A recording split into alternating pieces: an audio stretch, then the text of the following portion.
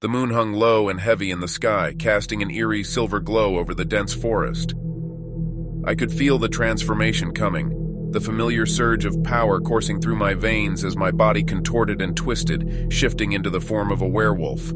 The hunger that accompanied the change gnawed at my insides, driving me to hunt, to prowl the woods in search of prey. I knew the risks of my nocturnal excursions, but the exhilaration of the hunt was impossible to resist. I had become a creature of the night, a beast of instinct and desire, and the thrill of the chase called to me like a siren's song. On this particular night, a sense of unease hung in the air, like a dark omen. The forest was unusually quiet, the usual chorus of nocturnal creatures silenced. It was as if the very heart of the wilderness held its breath, aware of something unnatural lurking in the shadows. My senses sharpened as I prowled through the underbrush, the scent of damp earth and pine needles filling my nostrils. My vision was a tapestry of silver and shadow, allowing me to see even the faintest movement in the darkness.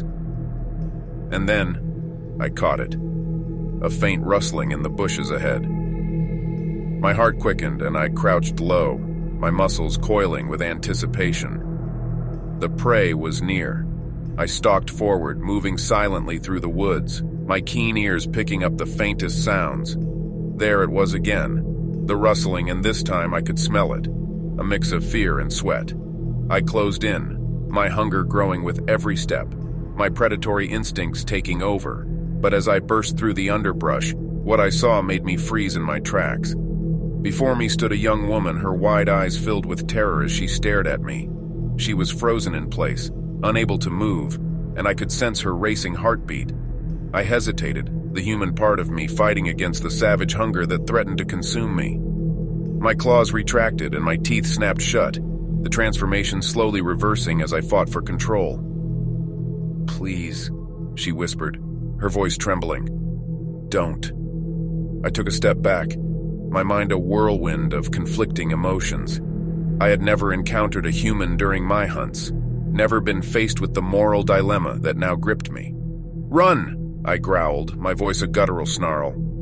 "Go." With that, I turned and fled into the darkness, leaving the terrified woman behind. I ran deeper into the woods, my paws pounding against the forest floor, my heart heavy with guilt and shame.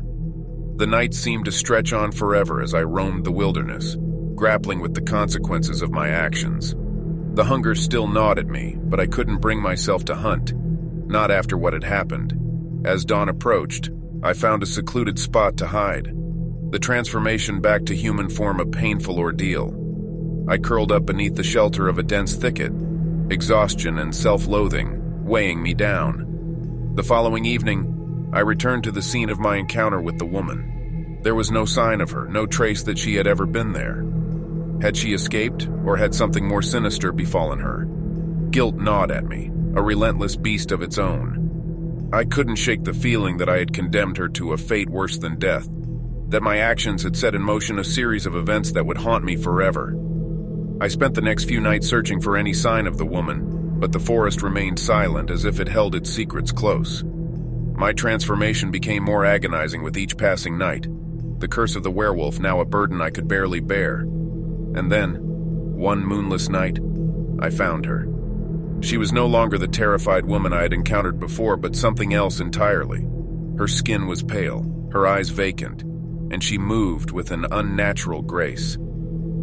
I watched from the shadows as she prowled the same forest where we had met, hunting with a hunger that mirrored my own. She was no longer human, transformed into a creature of the night, just like me. As she disappeared into the darkness, I knew that there was no going back for either of us. We were bound by the curse, condemned to roam the night as monsters, forever haunted by the choices we had made. I realized then that the true horror of the werewolf was not in the hunt but in the transformation itself, in the loss of humanity and the descent into darkness. The forest that had once been my sanctuary had become my prison, and the hunger that drove me was a curse that could never be satisfied. And so, I continued to prowl the night, a creature of the shadows, haunted by the memory of the woman I had encountered, and the choices that had led me down this dark and treacherous path.